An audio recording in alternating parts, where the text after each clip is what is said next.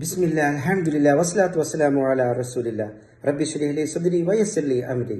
എൻ്റെ ശബ്ദം ശ്രവിക്കുന്ന മാനശ്രോതാക്കളെ അസ്സലാമു അലൈക്കും വറഹ്മത്തുള്ളാഹി വബറകാതുഹു. വിശുദ്ധ ഖുർആനിലെ പല സൂറത്തുകളും പരിശോധിച്ചാൽ പ്രത്യക്ഷത്തിൽ തന്നെ പല പ്രത്യേകതകൾ ഉള്ളതായി നമുക്ക് കാണുവാൻ സാധിക്കും.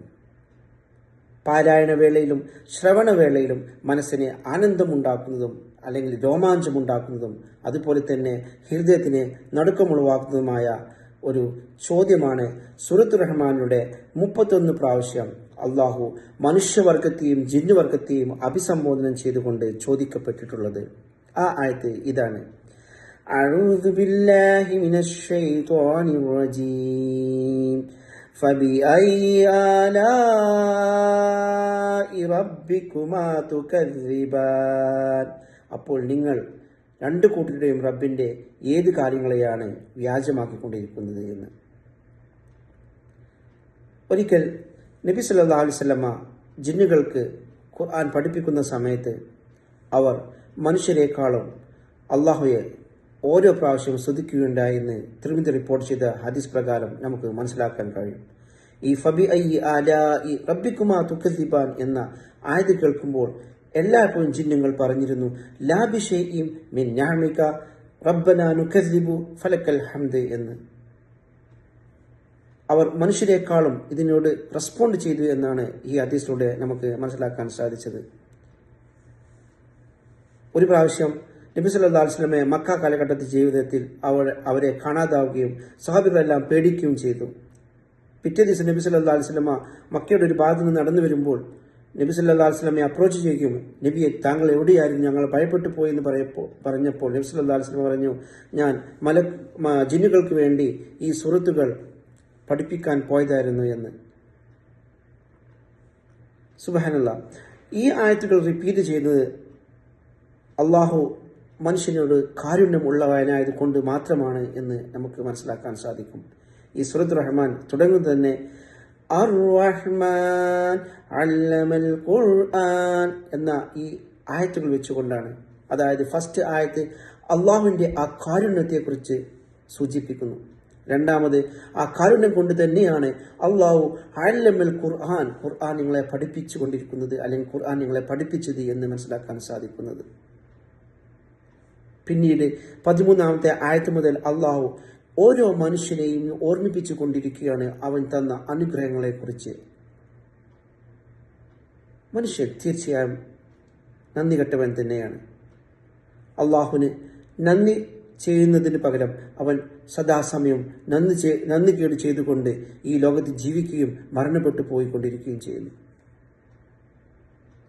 ആ അള്ളാഹുവിൻ്റെ കാരുണ്യമാണ് അള്ളാഹു ഇവിടെ ഓർമ്മിപ്പിക്കുന്നത്.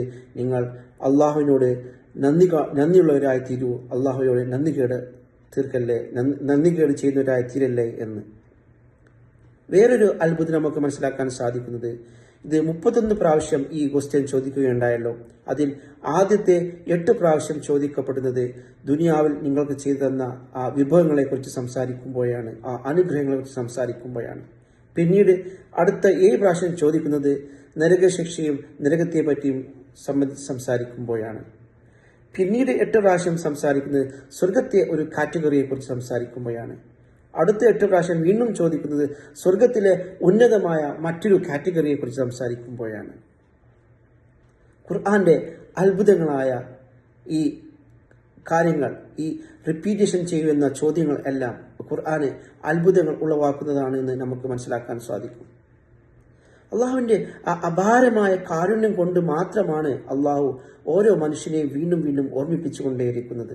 നമുക്കറിയാം, നമുക്ക് ഒരാൾ ഒരു കാര്യം ചെയ്യാൻ അല്ലെങ്കിൽ നമ്മൾ മറ്റുള്ളവരോട് ഒരു കാര്യം ചെയ്യാൻ പറഞ്ഞാൽ നമ്മൾ അവരെ എത്രത്തോളം റിമൈൻഡർ ചെയ്യണം അല്ലെങ്കിൽ അത് എത്രത്തോളം റിപ്പീറ്റ് ചെയ്യണമെന്ന്. അള്ളാഹുവാണ് നമ്മളെല്ലാം സൃഷ്ടിച്ചത്. അവൻക്കറിയാം മനുഷ്യൻ്റെ ദൗർബല്യം എന്താണ് എന്ന്. അതുകൊണ്ട് തന്നെയായിരിക്കാം അള്ളാഹു അവൻ്റെ കാരുണ്യം കൊണ്ട് മനുഷ്യനെ ഓരോ പ്രാവശ്യം ഇത് ഓർമ്മിപ്പിച്ചു കൊണ്ടേയിരിക്കുന്നത്. അള്ളാഹുവിന് യാതൊരു നിർബന്ധവുമില്ല ഓരോരുത്തരെയും നരകത്തിലേക്ക് വലിച്ചയച്ച് ശിക്ഷിക്കപ്പെടണമെന്ന്. മനുഷ്യൻ അവൻ നരകത്തിലേക്ക് നടക്കുന്നത് അവൻ്റെ കർമ്മഫലങ്ങൾ മാത്രം കൊണ്ട് തന്നെയാണ്. ഇവിടെയാണ് നമ്മൾ സദാസമയം ഈ ചോദ്യത്തെക്കുറിച്ച് വ്യാജാലനാകേണ്ടത്, അല്ലെങ്കിൽ നമ്മൾ ഇരുത്തി ചിന്തിക്കേണ്ടത്. ആ അള്ളാഹുവിൻ്റെ ആ അപാരമായ കാരുണ്യം കൊണ്ട് മാത്രമാണ് നമ്മൾ ഈ ഭൂലോകത്ത് ജീവിച്ചു കൊണ്ടിരിക്കുന്നത്. ആ അള്ളാഹു നൽകിയ ആ അപാരമായ അനുഗ്രഹങ്ങൾ കൊണ്ടാണ് നമ്മുടെ സദാസമയം നടന്നുകൊണ്ടിരിക്കുന്നത്.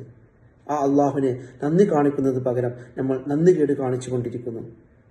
അള്ളാഹുവെ നന്ദികേട് കാണിക്കുന്നത് ഏറ്റവും നമുക്ക് തോന്നുന്നത് തന്നെ അള്ളാഹു പങ്കു ചേർക്കുന്ന ആ നന്ദികേട് തന്നെയാണ്.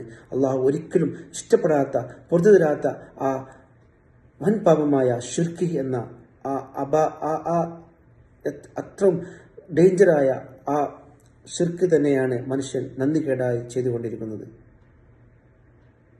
മനുഷ്യൻ എത്രത്തോളം നന്ദി കെട്ടവനാണെന്ന് ഈ ഒറ്റ കർമ്മങ്ങളിലൂടെ തന്നെ നമുക്ക് മനസ്സിലാക്കാൻ സാധിക്കും. അള്ളാഹുലേക്ക് എത്തുവാൻ വേണ്ടി മറ്റാളുകളെ കൂട്ടിപ്പിടിക്കുകയും, അല്ലെങ്കിൽ അള്ളാഹു ഇവിടെ ഇലാഹില്ല, അള്ളാഹു ദൈവമില്ല എന്ന് പറഞ്ഞ് അള്ളാഹുവെ ധിക്കരിക്കുകയും ചെയ്ത് മനുഷ്യൻ ഇവിടെ ജീവിക്കുകയും മരണപ്പെട്ട് ചെയ്തുകൊണ്ടിരിക്കുകയും ചെയ്യുന്നു. ഇവിടെയാണ് നമ്മൾ എല്ലാവരെയും സദാസമയം ഓർക്കേണ്ടത് അള്ളാഹുവിൻ്റെ ആ കാരുണ്യത്തെക്കുറിച്ചും അള്ളാഹു ചെയ്യുന്ന അനുഗ്രഹങ്ങളെക്കുറിച്ചും. ആ അനുഗ്രഹങ്ങൾ മനസ്സിൽ സദാസമയം ഓർത്തുകൊണ്ട് അള്ളാഹുലേക്ക് കൂടുതൽ അടുക്കുവാൻ നമ്മൾ എല്ലാവരെയും അള്ളാഹു അനുഗ്രഹിക്കുമാറാട്ടെ എന്ന് പറഞ്ഞുകൊണ്ട് ഞാൻ എൻ്റെ വാക്കുകൾ ഉപസംഹരിക്കുന്നു. വആഖിറു ദഅവാന വഅൽഹംദുലില്ലാഹി റബ്ബിൽ ആലമീൻ. അസ്സലാമു അലൈക്കും വറഹ്മത്തുള്ളാഹി വബറകാതുഹു.